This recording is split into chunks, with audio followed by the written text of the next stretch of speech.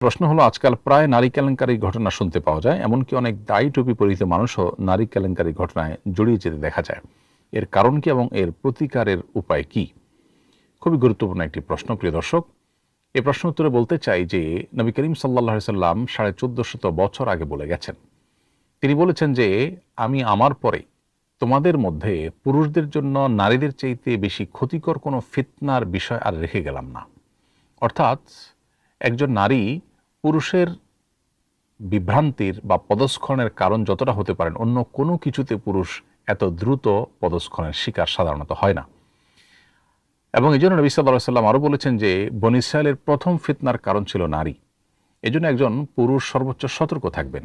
এ হাদিসে কিন্তু নারীকে কোনো দোষারোপ করা হয়নি, সতর্ক করা হয়েছে পুরুষদেরকে যে তোমাদের সবচেয়ে বেশি পদস্খলন হওয়ার শঙ্কা রয়েছে এই জায়গাটাতে, বিধায় তোমরা সতর্ক থাকবে। এই জন্য দেখবেন ইসলাম জেনা হওয়ার আগে থেকেই মানুষ জেনা থেকে যেন বেঁচে থাকতে পারে বাদ দেওয়ার ব্যবস্থা রেখেছে। আল্লাহ বলেছেন, ওয়ালা তাকরাবুজ জিনা, তোমরা জেনার কাছেও যেও না। অন্যান্য অপরাধের ক্ষেত্রে বলেছেন আল্লাহ অপরাধ করো না, এখানে বলেছেন কাছেও যেও না। কারণ কেউ যদি আসলে কোনো পরনারীর সাথে দেখা সাক্ষাৎ করে, তার সৌন্দর্য অবলোকন করে, তার সাথে আলাপচারিতায় জড়িয়ে পড়ে, এরপর আস্তে আস্তে ধীরে ধীরে সে মনে মনে বা কল্পনার জগতে জেনায় লিপ্ত হবে। এরপরে সুযোগ তৈরি হলে সে সরাসরি জেনায় লিপ্ত হতে পারে, এবং যার প্রতি সে আকৃষ্ট হয়েছে তাকে হাতের নাগালে না পেলে যেখানে সেখানে তার যৌন চাহিদাকে চরিতার্থ করতে পারে এবং সমাজে বিশৃঙ্খলা তৈরি হতে পারে। এই জন্য শরিয়া কিন্তু এতগুলো বাঁধ দেওয়ার ব্যবস্থা রেখেছে। তো চতুর্দিকে যে পুরুষদের নারী কেলেঙ্কারির বিভিন্ন ঘটনা শুনতে পাওয়া যায়, এটা পুরুষদের সৃষ্টিগত যে দুর্বলতার কথা নবী সাল্লাল্লাহু আলাইহি সাল্লাম বলেছেন সেটির কারণে হয়ে থাকে। এটার ঊর্ধ্বে ওঠার জন্য এবং নিজের চরিত্রকে হেফাজত রাখবার জন্য দরকার হলো সেরকম ঈমানী শক্তি, দরকার হলো সেরকম সতর্ক পদক্ষেপ, এবং দরকার হলো যথাসময়ে নিজের চরিত্রকে হেফাজত রাখার জন্য বিয়ে শাদী করা, পরিবারের সান্নিধ্যে থাকা এবং সর্বোচ্চ সচেষ্ট থাকা নিজের চরিত্রকে কলুষমুক্ত রাখবার জন্য। নবী সাল্লাল্লাহু আলাইহি সাল্লাম বলেছেন, মাইয়াতমাল্লি মা বাইনা লিহইহি ওয়া মা বাইনা রিজলাইহি আদমাল্লাহুল জান্নাহ, যে ব্যক্তি তার দুই চোয়ালের মধ্যবর্তী অঙ্গ অর্থাৎ মুখ এবং তার দুই পায়ের রানের মধ্যবর্তী অঙ্গ অর্থাৎ তার সম্ভ্রম তথা লজ্জাস্থান, এই সম্ভ্রম এবং লজ্জাস্থান এবং মুখকে যদি কেউ কন্ট্রোলে রাখার, নিয়ন্ত্রণে রাখার দায়িত্ব গ্রহণ করে, অর্থাৎ আল্লাহ যা অনুমোদন করেননি সেখানে এই অপাত্রে এগুলোকে ব্যবহার করে না, নবী সাল্লাল্লাহু আলাইহি সাল্লাম বলেছেন আদমাল্লাহুল জান্নাহ, তার জন্য আমি জান্নাতের দায়িত্ব নিলাম।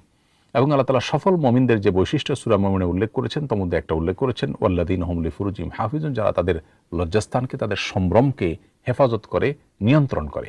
ইসলাম আমাদেরকে কন্ট্রোল এবং নিয়ন্ত্রণের কথা শিখিয়েছে। আজকালকার ভোগবাদী পৃথিবীতে আমরা দেখব চতুর্দিকে শুধু ভোগের আহ্বান করা হচ্ছে, নিয়ন্ত্রণের কথা কেউ বলছে না। ইসলাম কিন্তু আমাদেরকে কন্ট্রোল এবং নিয়ন্ত্রণের কথা বলে। এই কন্ট্রোল এবং নিয়ন্ত্রণ না করলে আমরা অপমানের শিকার হব, অপদস্থ হব, পদস্খলন ঘটবে এবং সমাজ নানা রকম বিশৃঙ্খলায় ভরে যাবে। এজন্যই একজন পুরুষ তার নিজেকে পবিত্র রাখার জন্য যদি সর্বোচ্চ চেষ্টা করেন, তার জন্য প্রয়োজনীয় পদক্ষেপ নেন, যেমন বিয়ে শাদী করা, তারপরে পরিবারের সান্নিধ্যে থাকা, এবং নবী সাল্লাল্লাহু আলাইহি সাল্লাম যেহেতু সতর্ক করেছেন নারী গঠিত ফিতনার ব্যাপারে, অতএব এ ব্যাপারে সর্বোচ্চ তিনি নিজেকে আপনার দূরে রাখবেন এবং সতর্ক অবস্থানে রাখবেন, তাহলে ইনশাআল্লাহ তিনি হেফাজতে থাকতে পারেন। আর যদি কেউ অতিরিক্ত সাহসী হয়ে বা নিজের প্রতি অনেক আত্মবিশ্বাসী হয়ে এদিকে পা বাড়াতে থাকেন, তাহলে একটা সময় তার পদস্খলন ঘটে যাবে।